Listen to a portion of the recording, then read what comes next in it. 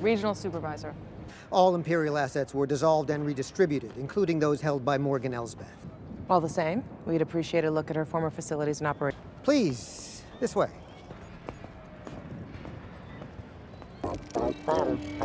This was one of Morgan's facilities. It was used in the construction of hyperdrive generators for Imperial-class Star Destroyers. An empire doesn't just become a republic overnight.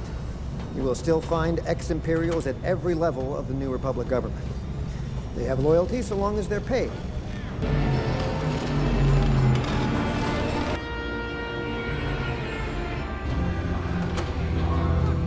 Looks like connecting with Sabine paid off.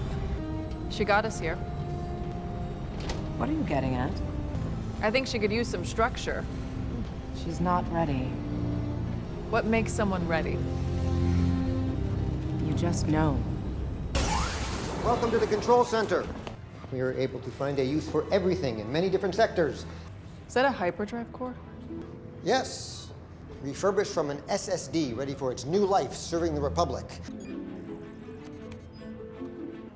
Classified. Classified. Nothing's classified to me. I cannot unseal the document without authorization. Wanna bet? P1, can you come over here, please? What other types of droids do you have in operation here? Standard pro. Why do you ask? No HK class?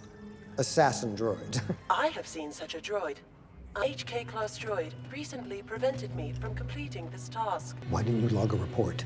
The droid carried a high-level security clearance. It's droid now. I believe it is departing on that transport. Stop that ship.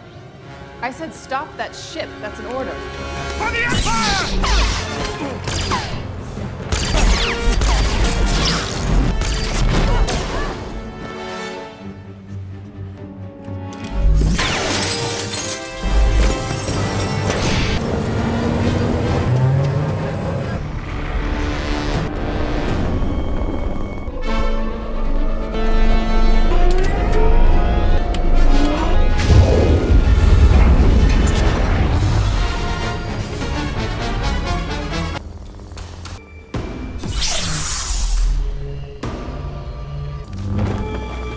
You're watching A New Hope for the 10th time, seeing Luke ignite his lightsaber for the first time, and you think, cool glowing stick. Or Han Solo slams his fist on the Millennium Falcon's console, growling about the hyperdrive, and you go, oh, just the speed button acting up again. Even the droids? When R2-D2 gets his memory wiped early on, you probably brush it off like deleting photos from your phone tab a button. Done. But what if I told you that wiping a droid's memory in Star Wars is way more complicated than real-world neural surgery? Like, needs a PhD in both robotics and psychology, complicated. And that's just the start. Star Wars tech isn't just flashy sci-fi fluff, it's packed with hidden layers, real-world science parallels, and even questions about the future of technology that we're still grappling with today. Let's stop treating it like simple fantasy and dig into why it's actually way smarter than we give it credit for. First off, let's tackle the big one, lightsabers. Yeah, we all call them glowing sticks when we're joking around, but come on. If they were just sticks, would Darth Vader's duel with Obi-Wan on Mustafar still give us chills? Here's the thing. Lucas and his team didn't just make a weapon that looks cool. They built a system. Real lasers, the kind we have now, shoot in a straight line and don't stop. You can't clash with a laser, right? So they came up with something way more clever, plasma. Not the stuff in your TV, but superheated gas that's so hot it glows. But plasma doesn't just stay in a sword shape on its own. You need a way to trap it. That's where the magnetic confinement field comes in. Think of it like an invisible bubble that holds the plasma in place, making that iconic blade. Sound made up? Wait till you hear about the US Navy's research. They've been testing plasma-based weapons for years, using magnetic fields to keep the plasma focused. They're not making lightsabers yet, but the idea? It's straight out of Star Wars' playbook. And let's not forget the little details that sell it. The hum of a lightsaber? It's not just a sound effect. Sound designers mixed the hum of old TV tubes with the buzz of a projector, but they added a low-frequency vibration too. Because real tools, like a chainsaw or a welding torch, vibrate, you can feel them. That hum makes your brain go, oh, this is a real thing, not just a prop. Even the color? It's not random. Anakin's blue saber, Luke's green one, Vader's red. Those colors come from kyber crystals, which in the Star Wars universe resonate with their user. That's a nod to real mineralogy. Some crystals, like quartz, vibrate at specific frequencies when energy hits them. Lucas didn't just pick colors for style. He gave the lightsaber a backstory rooted in how real materials work. Suddenly, that glowing stick feels like a tool that could actually exist. Now, let's talk hyperdrives, the speed button we all joke about. When Han says, make the jump to hyperspace, it looks easy. But have you ever wondered why they can't just jump anywhere? Why do they need hyperspace lanes? Because Star Wars hyperdrive isn't just go fast. It's based on a real scientific idea called the Alcubierre drive. Einstein said nothing can go faster than light in normal space. But the Alcubierre drive theory suggests you could warp space around a ship, stretching space behind it and compressing it in front. That way, the ship itself doesn't break the light speed limit. The space around it moves. Scientists are still testing this. We're a long way from the Falcon. But the point is, Star Wars didn't pull hyperdrive out of thin air. They borrowed a real theory and built a universe around it. And those hyperspace lanes, they're just like the air routes commercial planes use. Planes don't fly wherever they want. They follow paths that avoid storms, mountains, and other planes. Hyperspace lanes avoid stars, black holes, and space debris, like the asteroid field in The Empire Strikes Back. Remember when Han flies through that asteroid field to lose the TIE fighters? That's not just a cool chase scene. It's showing that hyperdrive has rules. You can't just hit the button and vanish. You have to know where you're going, and you have to be careful. That's the same as real travel.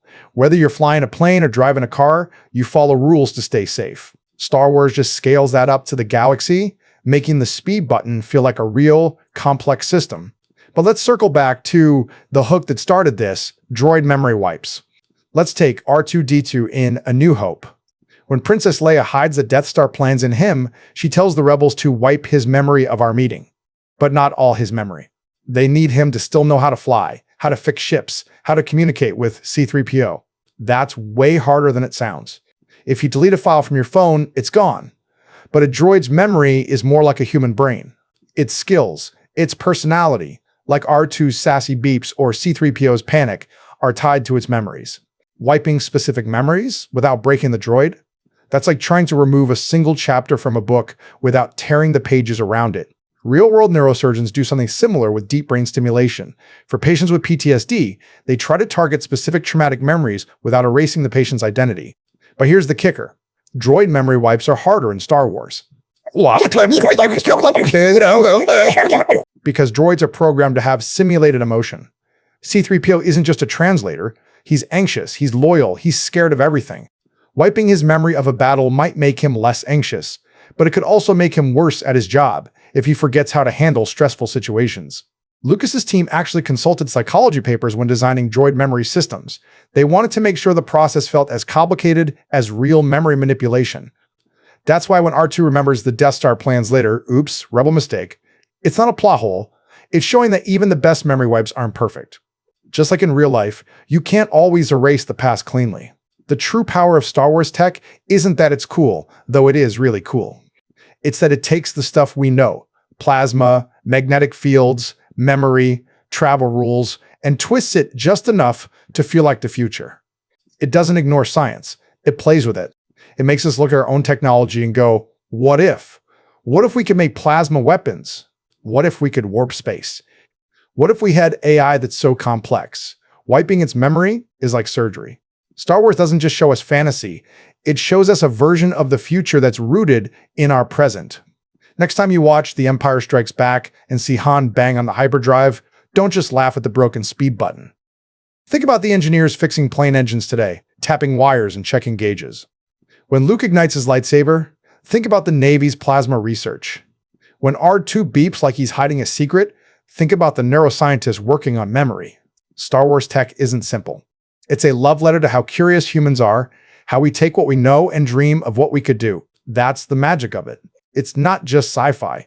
It's a mirror showing us where we are and hinting at where we might go. And honestly, that's way more exciting than a glowing stick or a speed button.